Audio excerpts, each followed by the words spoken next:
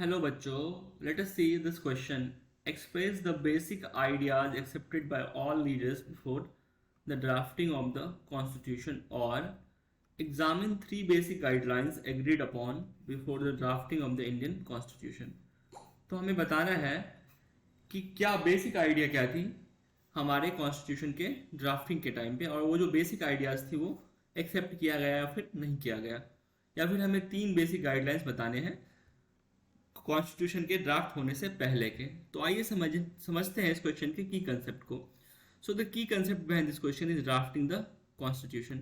जैसा कि आप सभी जानते हैं, हमारी कॉन्स्टिट्यूशन को ड्राफ्ट करने के लिए एक कमेटी बनी थी, एक असेंबली बनी थी जिसको बोलते हैं कॉन्स्टिट्यूएंट असेंबली। उस असेंबली के जितने भी लीडर्स थे सभी इलेक्टेड लीडर्स थे, और वो अपना कंट्रीब्यूशन दे रहे थे, अलग अलग रीजन्स को रिप्रेजेंट करते थे, वो अलग अलग रीजन से आते थे, अलग अलग लैंग्वेज बोलते थे। तो now let us see on what our leaders agreed upon.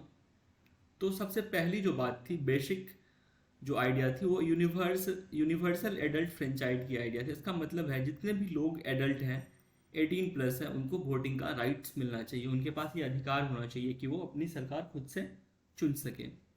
Right to freedom and right to equality. जितने भी पर्सन यहाँ पे हैं, irrespective of their caste, creed and gender, they have right to freedom and right to equality.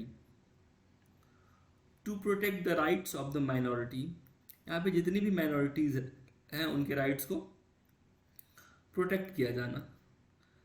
Parliamentary democracy, और यहाँ पे जो democracy का फॉर्म हो गया वो पार्लियामेंट्री डेमोक्रेसी। और पार्लियामेंट्री डेमोक्रेसी में क्या होता है, जितने भी लोग आते हैं वो चुन के आते हैं, पीपल द्वारा डायरेक्टली इलेक्ट किए जाते हैं, और फिर वो लॉज एंड लेजिस्लेशंस बनाते हैं।